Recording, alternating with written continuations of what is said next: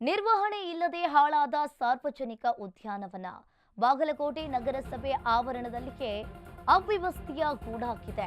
25 ಲಕ್ಷಕ್ಕೂ ಅಧಿಕ ವೆಚ್ಚದಲ್ಲಿ ಈ ಪಾರ್ಕ್ ಅನ್ನ ನಿರ್ಮಾಣ ಮಾಡಿದ್ರು. ಆದರೆ ಈಗ ಪಾರ್ಕ್ ಮಕ್ಕಳ ಮನರಂಜನೆಗಾಗಿ ಪಾರ್ಕ್ನಲ್ಲಿ ಈಗ ರೈಲು ಯೋಜನೆಯನ್ನ ಮಾಡೋದಕ್ಕೆ ನಿರ್ಧಾರವನ್ನ ಮಾಡಿಕೊಂಡಿದ್ದಾರೆ.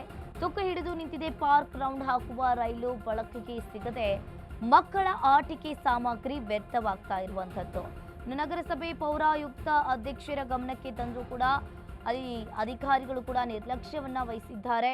ಕೂಗಳತೆ ದೂರದ ಪಾರ್ಕ್ ನಿರ್ವಹಣೆಯನ್ನ ಮಾಡದ ನಗರಸಭೆ.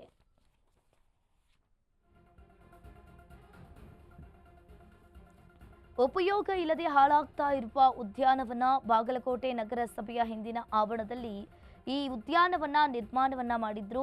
ಸುಮಾರು 25 ಲಕ್ಷಕ್ಕೂ ಅಧಿಕ ವೆಚ್ಚ ಮಾಡಿ ಮಹಿಳೆಯರಿಗೆ ಹಾಗೂ ಮಕ್ಕಳಿಗಾಗಿ ಈ ಉದ್ಯಾನವನನ್ನ ನಿರ್ಮಾಣ ಮಾಡಲಾಗಿತ್ತು. ಆದರೆ ಈಗ ಮಕ್ಕಳ ಆಟಿಕೆಗಾಗಿ ರೈಲು ಗಾಡಿನ ಯೋಜನೆಯನ್ನ ಕೂಡ ಅದರಲ್ಲಿ ಮಾಡಿದ್ರು.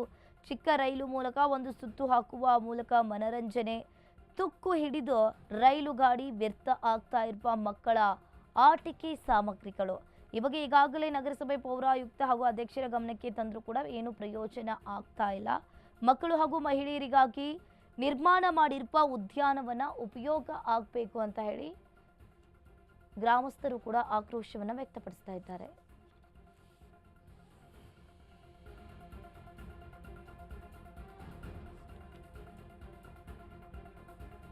ಒಂದು ರೀತಿಯಾಗಿ ನೋಡ್ತಾ ಇರಬಹುದು ಆ ಪಾರ್ಕ್ಗೆ ಸಂಬಂಧಪಟ್ಟಂತೆ ಈಗಾಗಲೇ 25 ಲಕ್ಷವನ್ನ ವೆಚ್ಚ ಮಾಡಿ ಆ ಪಾರ್ಕ್ ಅನ್ನ ನಿರ್ಮಾಣ ಮಾಡಲಾಗಿತ್ತು. ಬಟ್ ಆದರೆ ಕೂಗಳತೆ ದೂರದ ಪಾರ್ಕ್ ನಿರ್ವಹಣೆಗೆ ಯಾವೊಬ್ಬ ಅಧಿಕಾರಿಗಳು ಬಂದು ಕೂಡ ಸರಿ ಮಾಡಿಸ್ತಾ ಇಲ್ಲ.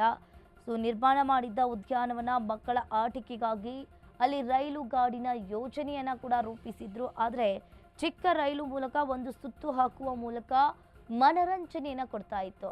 ಈ ಹಿಂದೆ ಮಕ್ಕಳು ಹಾಗೆ ಪೇರೆಂಟ್ಸ್ ಬಂದೆಲ್ಲರೂ ಕೂಡ ಆ ಪಾರ್ಕ್ನಲ್ಲಿ ಚೆನ್ನಾಗಿ ಮಕ್ಕಳಿಗೆ ಆಟಿಕೆಯನ್ನು ಮಾಡಿಸ್ತಾ ಇದ್ರು, ರೈಲು ಗಾಡಿನ ಆಟಿಕೆ ಆಡಿಸ್ತಿದ್ರು. ಬಟ್ ಇವಾಗ ನೋಡಿದ್ರೆ ಆ ಪಾರ್ಕೆ ಅವ್ಯವಸ್ಥೆಯ ಗೂಡಾಗಿದೆ.